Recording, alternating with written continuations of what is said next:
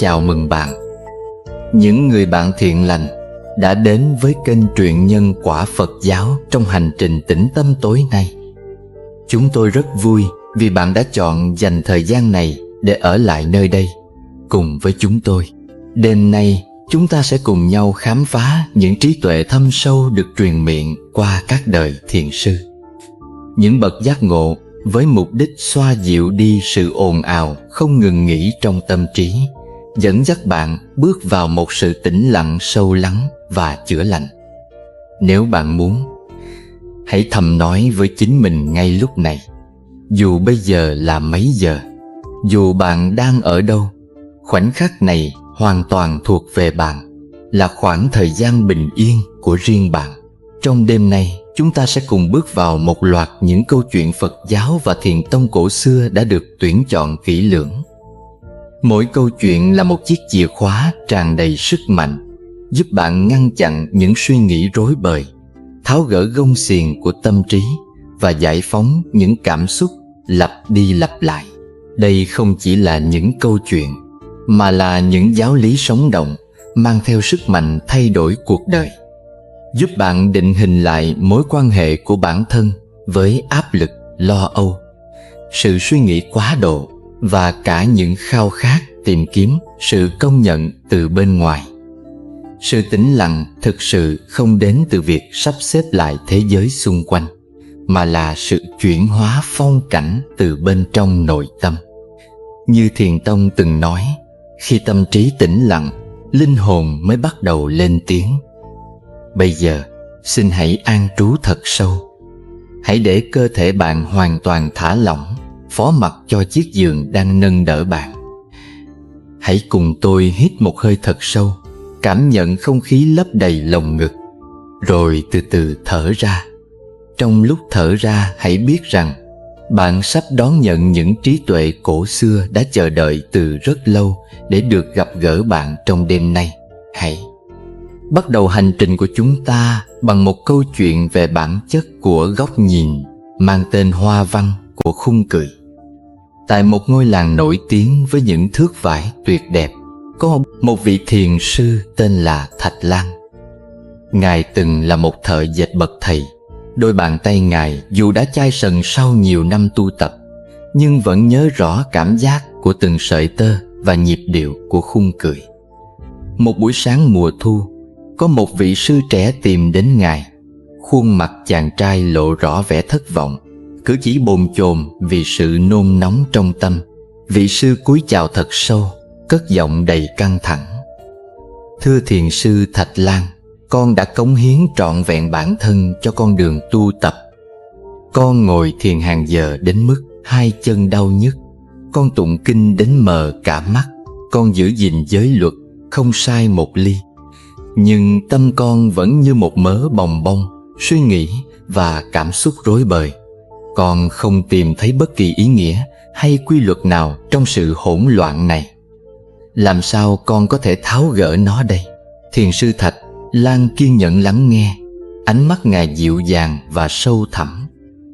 Ngài không nói lời nào, chỉ vẫy tay ra hiệu cho vị sư trẻ đi theo. Họ băng qua một khoảng sân nhỏ, đến một gian phòng dệt đơn sơ, nơi đặt chiếc khung cưỡi cổ của Ngài. Trên đó đang dệt dở một tấm vải, tác phẩm Ngài đã bỏ lại từ nhiều năm trước khi hoàn toàn quy y cửa Phật. Bằng giọng nói nhẹ như hơi thở, thiền sư hỏi: nói cho ta biết con nhìn thấy gì? Vị sư trẻ bước tới, cẩn thận kiểm tra tấm vải. Từ góc độ họ đang đứng, mặt trái của tấm vải đang hướng về phía họ.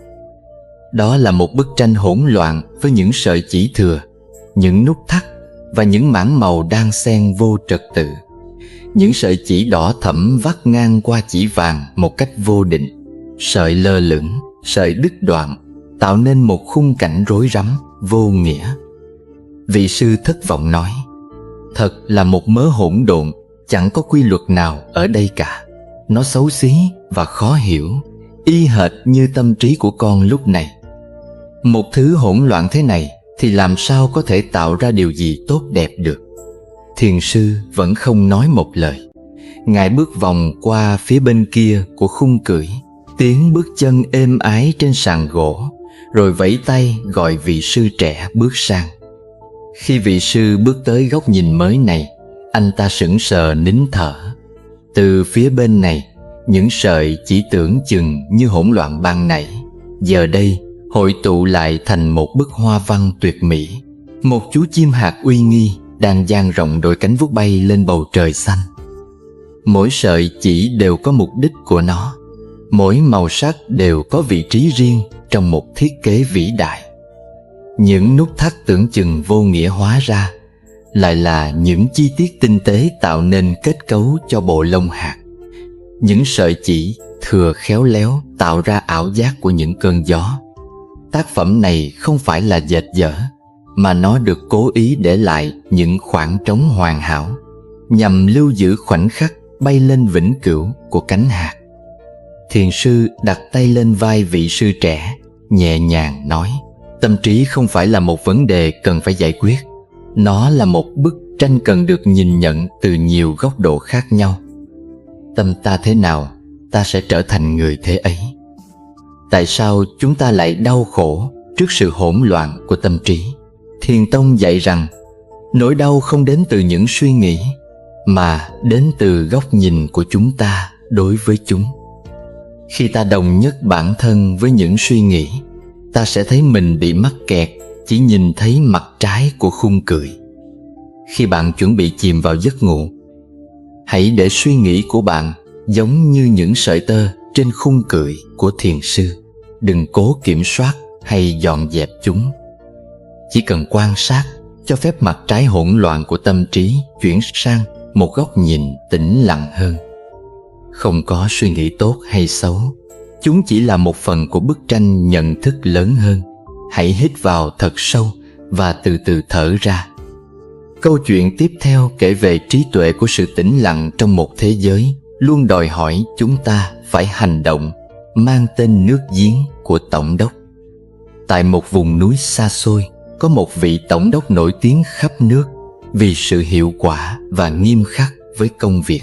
Mỗi ngày của ông bắt đầu từ trước lúc bình minh và kết thúc khi đêm đã về khuya. Tâm trí ông giống như một cỗ máy khổng lồ, xử lý không ngừng nghỉ các tranh chấp pháp lý, chiến lược và quy định. Thế nhưng, bất chấp những thành công trần tục, một sự bất an sâu sắc lại bám rễ trong lòng ông. Ông nghe nói trên đỉnh núi cao có một lão ẩn sĩ đầy trí tuệ, sống một cuộc đời giản dị, xa rời quyền lực. Thôi thúc bởi khao khát tìm kiếm sự bình yên, tổng đốc đã đích thân tìm đến. Sau một chặng đường leo núi nhọc nhằn, ông thấy lão ẩn sĩ đang ngồi tĩnh lặng bên một miệng giếng đá. Vị tổng đốc cất giọng uy quyền: thưa ông, ta đã chèo đèo lội suối để đến đây. Đôi vai ta gánh vác hàng vạn dân, tâm trí ta chưa từng có một phút giây ngơi nghỉ. Ta phải đưa ra vô số quyết định ảnh hưởng đến sinh mệnh bao người. Làm sao để ta có được sự bình yên? Lão ẩn sĩ ngẩng lên, đôi mắt sâu thẳm như mặt nước tĩnh lặng. Ông không nói gì, chỉ thả một chiếc gáo gỗ xuống giếng, rồi từ từ kéo lên. Nước trong gáo trong vắt tĩnh lặng như một tấm gương không gợn sóng. Lão ẩn sĩ chỉ nói một chữ: nhìn. Tổng đốc bước tới, nhìn vào trong gáo nước. Ông thấy rõ khuôn mặt mình phản chiếu, nhưng ông gần như không nhận ra chính mình nữa. Đó là một khuôn mặt hằn sâu những nếp nhăn căng thẳng, quầng mắt thâm đen mệt mỏi, đôi môi mím chặt vì áp lực. Có lẽ đây là lần đầu tiên ông nhìn thấy cái giá thực sự phải trả cho một tâm trí không bao giờ ngừng hoạt động. Đột nhiên, lão ẩn sĩ cầm một cành cây, khuấy mạnh vào gáo nước. Mặt nước trong vắt tức thì biến thành một mớ hỗn độn bùn lầy đục ngầu. Hình ảnh phản chiếu của tổng đốc biến mất hoàn toàn. Lão ẩn sĩ ném cành cây đi, nhìn thẳng vào tổng đốc: bây giờ hãy tìm lại hình bóng của ngài xem. Tổng đốc chồm người tới, cố gắng nhìn vào mặt nước đang cuộn lên những vẩn đục, nhưng vô vọng. Điều này là không thể. Ngoài bùn lầy và sự hỗn loạn, ta chẳng thấy gì cả.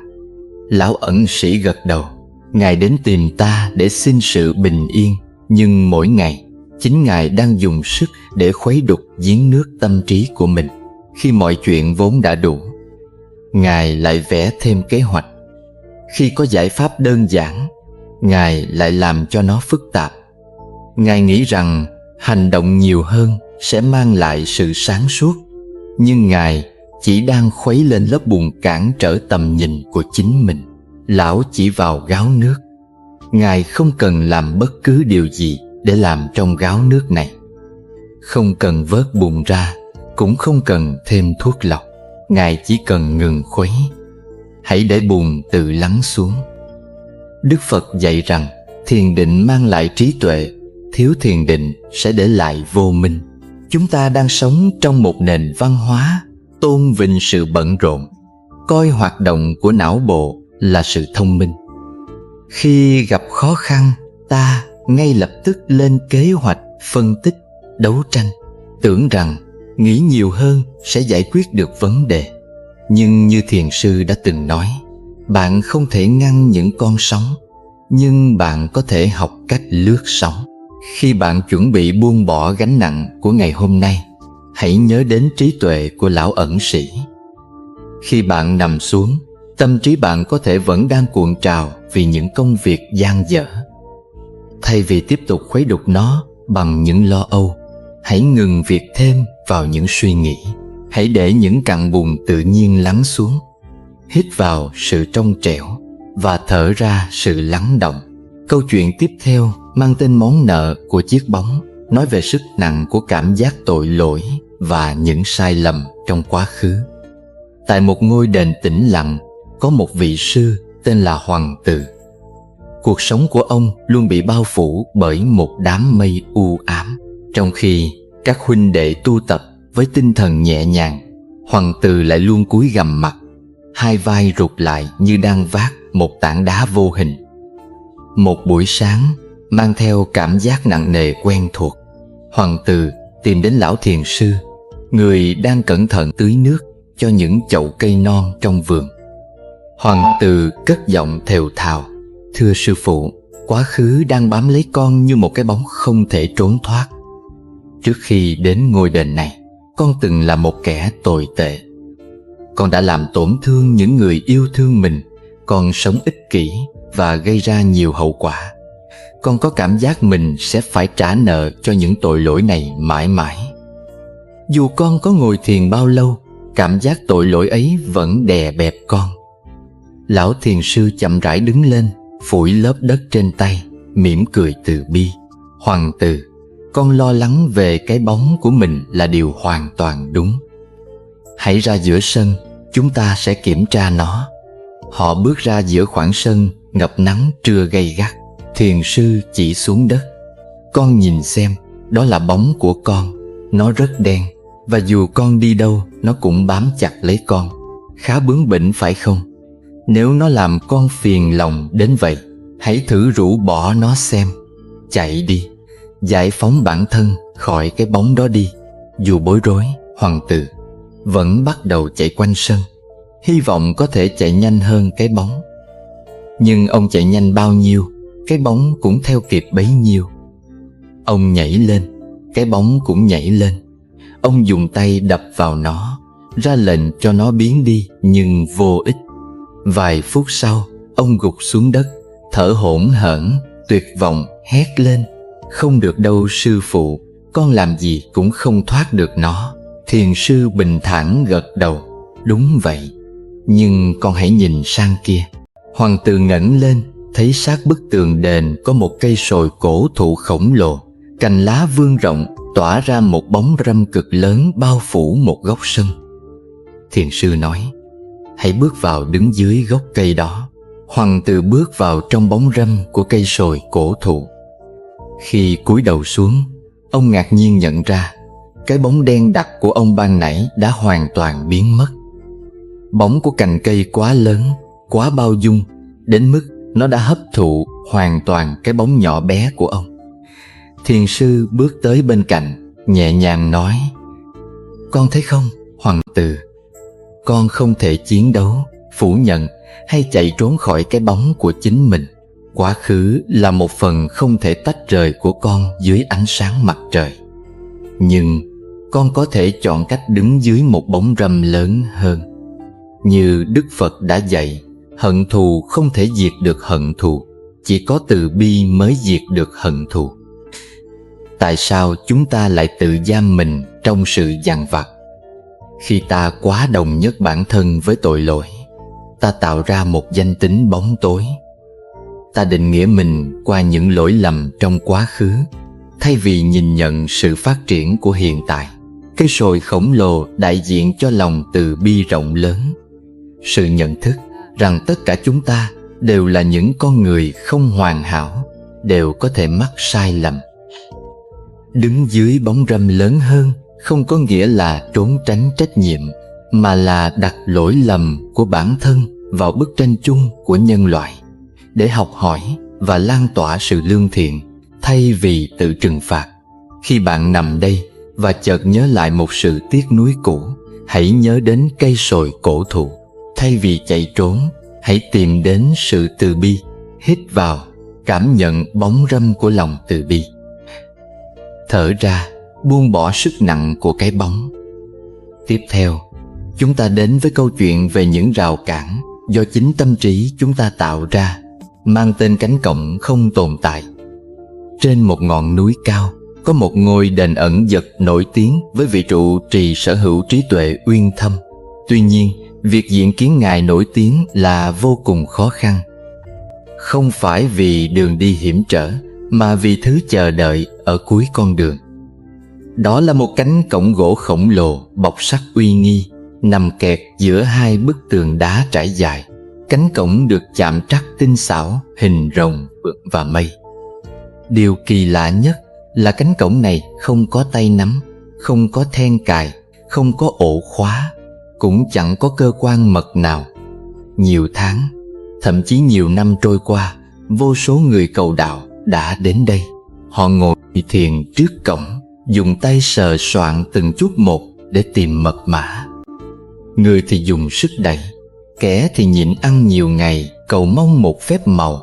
Có người còn đọc thần chú, thậm chí mang cuốc xẻng đến đào tường nhưng đều thất bại vì tường đá cắm sâu vào lòng núi. Cuối cùng, đa số đều bỏ cuộc trong tuyệt vọng, loan tin rằng vị trụ trì kia chỉ là một huyền thoại dối trá. Vào một buổi sáng mùa thu, có một lữ khách trẻ tuổi tìm đến. Chàng trai không mang theo công cụ phức tạp, chỉ có một cây gậy trúc. Khác với những người trước, anh chỉ dành đúng một ngày để quan sát cánh cổng, rồi khẽ thở dài một cách nhẹ nhõm, chứ không hề bực dọc. Anh vỗ bụi trên vạt áo, nhưng không quay lưng đi xuống núi. Thay vào đó, anh đi sang bên trái khoảng 20 bước chân. Tại đó, bức tường đá khổng lồ đơn giản là kết thúc. Anh cứ thế đi vòng qua bức tường. Ở phía bên kia là một khu vườn tĩnh lặng, nơi vị trụ trì đang ngồi mỉm cười dưới gốc anh đào, như thể đã đợi anh từ rất lâu. Con đã mất khá nhiều thời gian để nhìn ngắm cánh cổng đó. Vị trụ trì lên tiếng. Người thanh niên ngồi xuống, cười đáp: Con chỉ đang chiêm ngưỡng nghệ thuật điêu khắc của nó thôi à. Nó quả là một kiệt tác, nhưng một cánh cổng chỉ thực sự là rào cản nếu ta coi nó là lối đi duy nhất. Tại sao chúng ta thường tạo ra những rào cản phức tạp, trong khi giải pháp lại vô cùng đơn giản? Thiền tông chỉ ra rằng tâm trí ta có chấp niệm với vấn đề. Ta nhìn một khó khăn và bị thôi miên bởi sự phức tạp của nó, tin rằng để giải quyết thì cần một phương pháp cũng phức tạp không kém. Đôi khi ta càng dùng sức ép buộc điều gì đó, nó càng rời xa ta. Cánh cổng khổng lồ đại diện cho sự cố chấp. Những người cầu đạo càng cố gắng phức tạp hóa, họ càng mù quáng. Người thanh niên trẻ đã dùng tâm không vướng bận, một sự khiêm tốn thừa nhận rằng không phải bức tường đang chắn đường ta, mà chính suy nghĩ của ta đang nhốt ta lại. Có những vấn đề trong cuộc sống không cần phải giải quyết bằng sức mạnh, mà chỉ cần đi vòng qua nó. Khi bạn đối mặt với thử thách ngày mai, hãy nhớ đến người lữ khách. Hãy hít vào sự rộng lớn của không gian và thở ra, buông bỏ cánh cổng trong tâm trí. Bây giờ, hãy cùng lắng nghe câu chuyện hương vị của ngọn núi. Tại một ngôi đền trên sườn đồi, có một môn sinh đang cảm thấy cực kỳ chán nản với những lý thuyết thiền học trừu tượng. Một buổi sáng, anh bực bội tìm đến thiền sư Hội Nguyệt. Thưa sư phụ, anh nói, Ngài luôn nhắc đến trải nghiệm trực tiếp, vượt qua ngôn từ để thấu hiểu bản ngã. Nhưng làm sao con có thể trải nghiệm thứ mà con không thể nhìn hay chạm vào? Con có thể đọc thuộc lòng kinh Phật, phân tích giáo lý, nhưng trải nghiệm trực tiếp đó vẫn quá xa vời. Làm sao con có thể chạm vào thứ không thể chạm? Thiền sư Hội Nguyệt lặng lẽ cầm lấy một chiếc cốc gỗ mộc mạc bên bàn, đưa cho anh. Hãy cầm chiếc cốc này, đi ra suối nước ở mặt bắc ngọn núi, múc đầy nước và mang về đây cho ta. Nhưng nghe cho kỹ, con không được làm sánh ra ngoài, dù chỉ một giọt. Người môn sinh bối rối. Anh vừa hỏi một câu về triết lý sâu xa, sao sư phụ lại giao một nhiệm vụ trẻ con thế này? Dù bực tức, anh vẫn nhận lấy chiếc cốc. Đường ra suối Bắc anh đã đi nhiều lần, nhưng hôm nay mọi thứ hoàn toàn khác. Đường dốc nhiều sỏi đá, rễ cây trồi lên mặt đất, sương mai trơn trượt. Để không làm sánh một giọt nước nào, anh phải tập trung cao độ vào từng bước chân, từng hơi thở, giữ thăng bằng tuyệt đối cho đôi tay. Khi có gió thổi qua, anh phải uốn mình theo gió để che chắn mặt nước. Và rồi, một điều kỳ diệu xảy ra. Những tiếng ồn ào bình thường trong đầu anh, những lời than vãn, phân tích triết lý, oán trách, hoàn toàn tan biến. Tâm trí anh không còn chỗ cho những cuộc độc thoại nội tâm. Thế giới của anh thu nhỏ lại chỉ còn nước trong cốc, nhịp thở và cảm giác gió núi mơn man trên da. Lần đầu tiên, con đường quen thuộc hiện ra với vô vàn chi tiết sống động. Hương thơm của lá thông, ánh sáng xuyên qua kẽ lá, tiếng chim hót, tiếng suối chảy và độ mềm của đất dưới chân.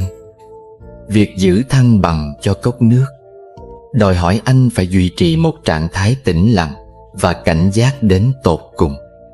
Khi anh mang chiếc cốc đầy nước trở về phòng thiền sư, mặt trời đã ngả bóng. Cơ thể anh mệt nhoài, nhưng tâm trí lại bừng sáng một sự bình yên kỳ lạ. Thưa sư phụ, anh nói bằng một giọng nhẹ nhàng và tĩnh tại, con đã mang nước về như Ngài dặn. Thiền sư Hội Nguyệt mỉm cười. Ta không khác. Nhưng hãy nói cho ta biết, ngọn núi hôm nay có hương vị gì? Người môn sinh định mở miệng trả lời, nhưng rồi khựng lại. Ngay khoảnh khắc đó, anh giác ngộ. Trải nghiệm trực tiếp không thể trả lời bằng sự giải thích, mà bằng sự hòa mình. Trong sự tập trung tuyệt đối để giữ ly nước, anh đã nếm được hương vị của ngọn núi bằng toàn bộ sinh mệnh mình, bằng sự hiện diện không ranh giới giữa người quan sát và vạn vật. Khi chúng ta đặt trọn vẹn sự chú ý vào một việc đơn giản như rửa bát, đi bộ, lắng nghe hay hít thở, những hành động tầm thường ấy sẽ trở thành cánh cửa dẫn đến sự thật trực tiếp. Khi bạn nhắm mắt lại đêm nay, đừng phân tích ngày hôm qua, đừng lên kế hoạch cho ngày mai.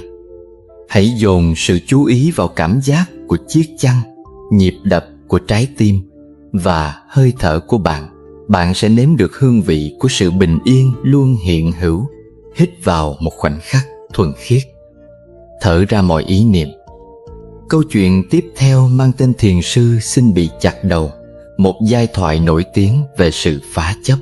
Tại một thiền viện lớn ở Triệu Châu, hàng trăm tăng ni mỗi ngày đều tất bật với các công việc. Người làm vườn, người làm bếp, người chép kinh. Một buổi sáng, thiền sư Triệu Châu đi dạo quanh viện. Ngài thấy một vị sư trẻ đang ngồi thiền một mình trong bóng râm, không tham gia các công việc chung. Sư, để thiền sư Triệu Châu nhẹ nhàng hỏi, Những người có đức hạnh đều đi đâu cả rồi? Vị sư trẻ vốn rất tự mãn về sự am hiểu Phật Pháp của mình đáp lại rành rọt: họ đều đi làm việc cả rồi, thưa Ngài.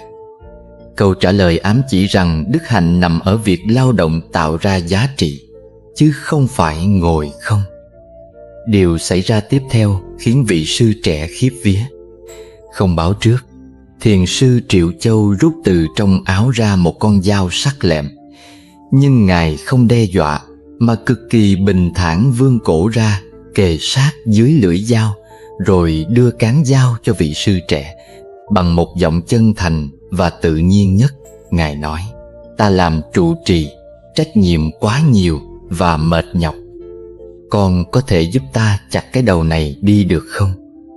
Nó sẽ giúp ta giải quyết rất nhiều công việc bề bộn đấy. Vị sư trẻ trợn tròn mắt kinh hoàng, đôi tay cầm dao run bần bật. Hành động này đi ngược lại mọi giáo lý, mọi quy tắc và luân thường đạo lý mà anh ta từng học. Không thể hiểu nổi ý nghĩa sâu xa của sư phụ. Vị sư vứt dao xuống đất và bỏ chạy thục mạng. Thiền sư Triệu Châu mỉm cười nhặt con dao lên, cất vào áo và tiếp tục buổi đi dạo trong sự tĩnh lặng vô ngần. Đức Phật từng nói, đi tốt một chặng đường còn quan trọng hơn là đến đích. Thiền sư Triệu Châu đã dùng một phương pháp cực đoan để chỉ ra sự khác biệt giữa hiểu biết bằng lý trí và giác ngộ thực sự. Vị sư trẻ cho rằng làm việc là đức hạnh, ngồi thiền là vô bổ, đó là tư duy phân biệt nhị nguyên. Bằng cách đưa con dao, thiền sư đặt ra một câu hỏi sắc bén: nếu giải quyết công việc là đức hạnh, vậy cách từ bi nhất để chấm dứt đau khổ là gì? Trong Thiền tông có câu phùng Phật sát Phật, vùng tổ sát tổ, ý nói rằng gặp Phật giết Phật, gặp tổ giết tổ. Nghĩa là bất kỳ sự cố chấp nào vào một khái niệm cố định về sự tu tập đều là chướng ngại vật cản trở sự giác ngộ trực tiếp. Vị sư trẻ vì kẹt trong sự dính mắc khái niệm, nên khi đối diện với cơ hội phá chấp, anh ta đã bỏ chạy. Hãy hít vào thật sâu và thở ra, buông bỏ mọi định kiến về việc bạn phải là ai hay phải làm gì. Câu chuyện tiếp theo là sức nặng của chiếc ba lô trống rỗng. Giữa khu vườn thiền, sương mai còn lấp lánh, một người cầu đạo trẻ tuổi tìm đến sư phụ với nỗi trăn trở nặng nề. Thưa sư phụ, tại sao con không thể buông bỏ quá khứ? Tại sao con cứ phải dằn vặt vì những tổn thương cũ? Sư phụ chỉ vào một mê cung làm từ những tấm lụa mỏng manh giữa vườn. Hãy đi vào mê cung, nhưng phải đeo chiếc ba lô này. Nó rất nặng, nhưng nó sẽ giúp con tập trung. Chàng trai đón lấy chiếc ba lô bằng da. Ngay khi nó nằm trên tay, anh khuỵu xuống vì sức nặng khủng khiếp của nó. Từng bước lảo đảo bước vào mê cung lụa. Đi đến đâu anh cũng gặp ngõ cụt, mệt mỏi, bế tắc, hai vai rớm máu vì quai đeo. Thứ gì mà lại nặng đến vậy? Vì quá tò mò, anh mở ba lô ra xem. Chiếc ba lô hoàn toàn trống rỗng. Thế nhưng khi đeo lên lưng, sức nặng vẫn kinh hoàng. Chợt một giọng nói vang lên trong tâm trí: hãy nhìn vào trái tim con, vì sức nặng nằm ở đó. Anh bừng tỉnh, nhận ra chiếc ba lô chứa đựng sự oán giận với những kẻ từng bắt nạt anh, những vết thương bị phản bội trong quá khứ. Anh càng nhớ lại, nó càng nặng. Anh nhắm mắt lại và thầm nói: tôi tha thứ cho các người, dù các người ở đâu. Ngay lập tức, ba lô nhẹ đi một chút, một lối đi mới trong mê cung mở ra. Anh tiếp tục lặp lại sự tha thứ, nhớ về những khoảnh khắc được yêu thương, cho đến khi chiếc ba lô nhẹ bẫng. Cuối cùng anh nhận ra, chính ta là rào cản, không phải ai khác. Chàng trai như nhẹ bồng lên, thoát khỏi mê cung. Sư phụ, anh mỉm cười rạng rỡ. Con phát hiện ra rằng chính bóng tối của con đã tạo ra sức nặng. Đức Phật dạy, ôm giữ sự tức giận giống như nằm một hòn than nóng ném vào người khác. Người bị bỏng đầu tiên chính là bạn. Quá khứ không giam cầm chúng ta. Chính mối quan hệ của chúng ta với quá khứ mới là song sắt. Đêm nay, bạn đang mang theo chiếc ba lô vô hình nào? Đã đến lúc đặt nó xuống chưa? Hãy hít vào và thở ra sự tha thứ cho chính mình. Tiếp theo là câu chuyện bóng ma không phải là ma. Có một người đàn ông yêu vợ say đắm. Khi người vợ lâm bệnh nặng sắp qua đời, cô nắm lấy tay chồng, ghen tuông dặn dò: hứa với em khi em đi rồi, anh không được yêu ai khác. Nếu không, em sẽ biến thành ma hiện về ám anh mỗi đêm. Người chồng đau khổ thề thốt. Nhưng vài năm sau khi vợ mất, nỗi đau nguôi ngoai, anh vô tình phải lòng một người phụ nữ khác. Ngày đêm anh đính hôn với tình mới, hồn ma người vợ thực sự hiện về. Cô ta giận dữ, trách móc và đáng sợ. Nhất là cô ta kể lại không sai một lời nào những gì anh và vợ sắp cưới đã nói với nhau vào ban ngày. Mọi bí mật sâu kín nhất cô đều biết. Bị bóng ma hành hạ đến mất ngủ, anh tiều tụy tìm đến lão thiền sư xin cứu giúp. Lão thiền sư nghe xong cười mỉm. Đó quả là một con ma thông minh tuyệt đỉnh. Đêm nay, khi cô ta hiện về, anh hãy khen ngợi sự thông thái của cô ta. Rồi sau đó, anh nắm lấy một vốc hạt đậu trong tay và đố cô ta biết anh đang cầm chính xác bao nhiêu hạt đậu. Đêm đó, hồn ma lại xuất hiện, buông lời nguyền rủa. Người chồng làm đúng lời dặn, bốc một nắm đậu và hỏi: bà biết tuốt mọi thứ trên đời, vậy hãy nói xem tay tôi có mấy hạt đậu. Hồn ma há miệng nhưng không phát ra âm thanh nào. Hình dáng cô ta bắt đầu mờ dần, lắp bắp: Tôi không biết. Rồi cô ta tan biến vào hư vô, vĩnh viễn không bao giờ trở lại. Tại sao hồn ma lại biến mất? Thiền Tông giải thích rằng những bóng ma hành hạ ta như sự mặc cảm, tiếng nói phán xét, nỗi sợ hãi đều là do tâm trí ta tự tạo ra. Hồn ma người vợ biết mọi bí mật của người vì đơn giản cô ta chính là tiềm thức của anh ta.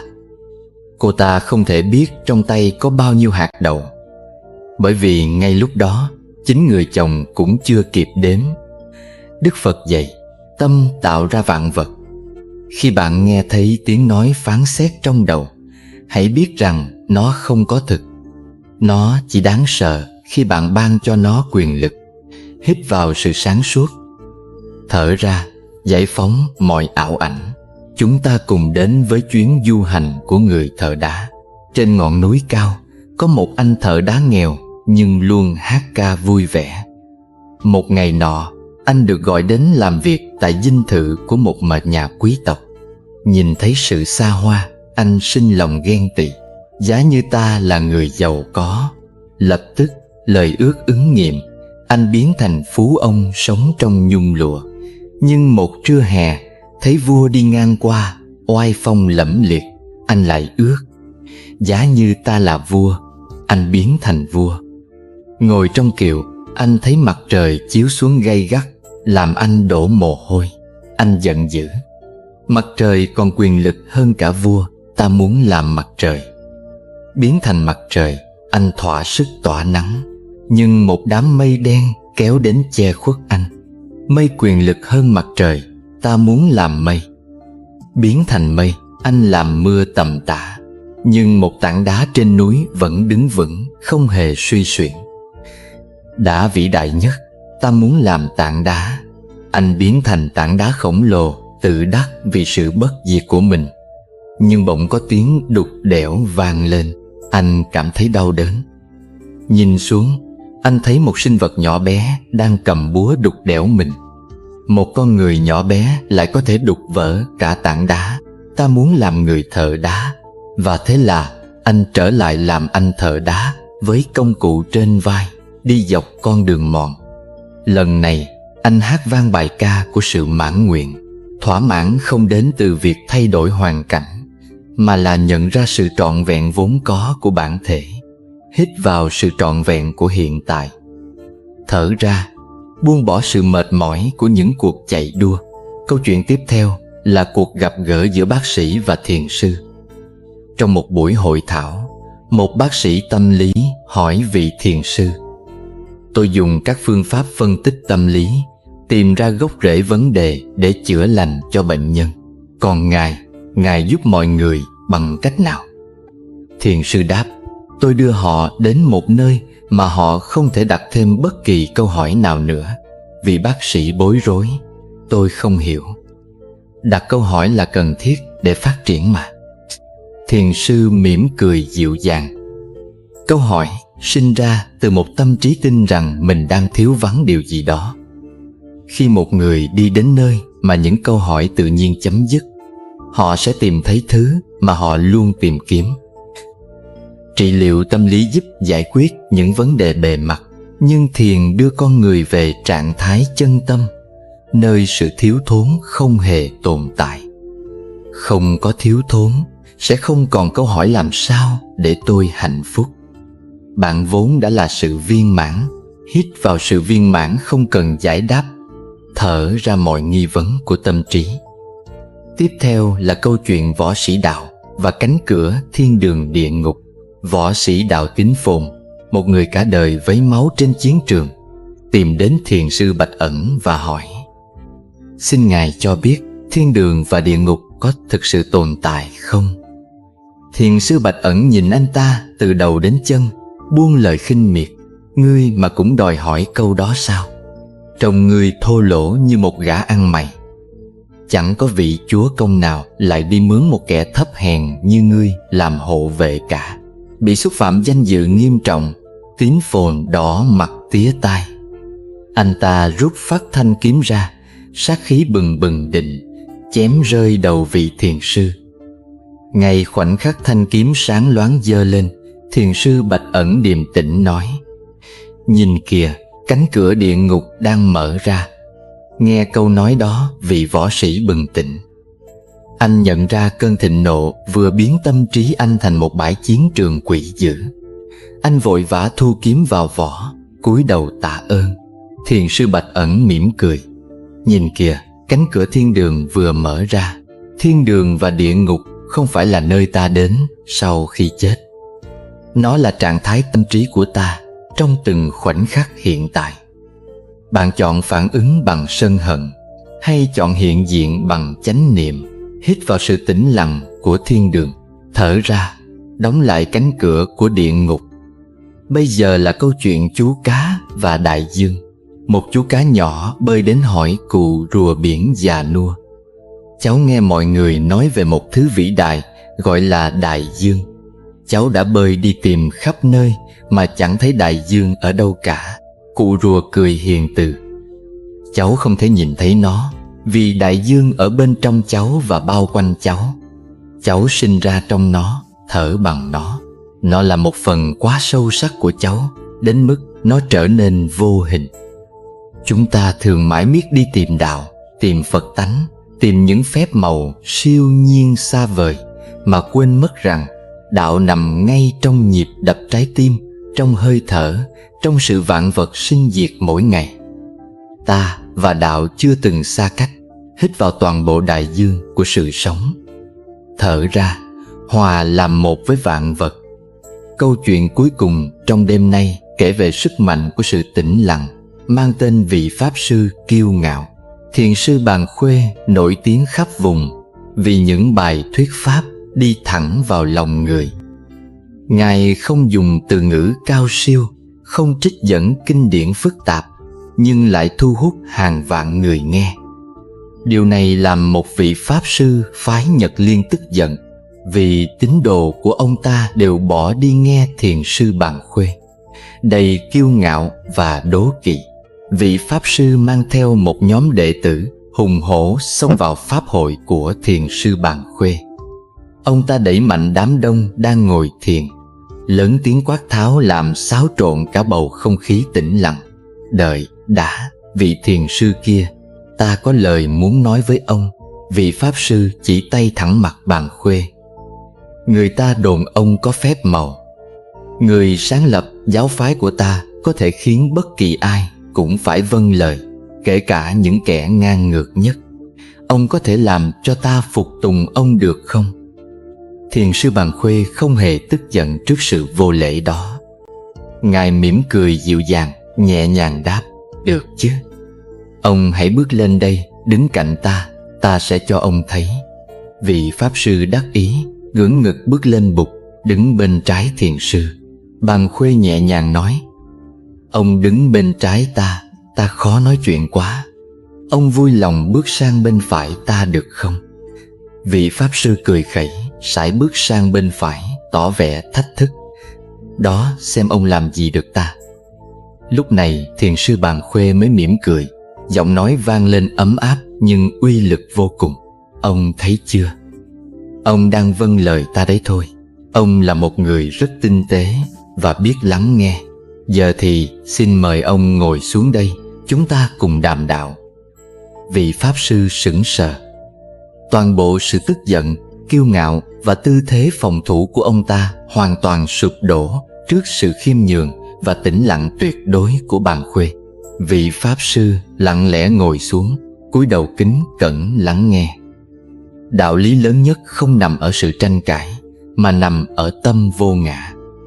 Khi bạn không còn mang trong mình cái tôi khao khát chiến thắng, sẽ không có rào cản nào không thể bị hòa tan bởi lòng từ bi. Những người bạn thân mến, đêm đã về khuya, những câu chuyện thiền đã khép lại.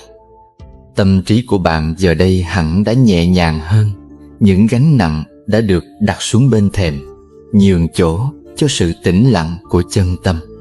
Mong rằng những trí tuệ cổ xưa này sẽ luôn đồng hành cùng bạn, giúp bạn tìm thấy bóng râm của lòng từ bi, nếm được hương vị của sự bình yên và hòa mình vào đại dương của sự sống. Cảm ơn bạn đã đồng hành cùng truyện nhân quả Phật giáo trong hành trình tĩnh tâm tối nay.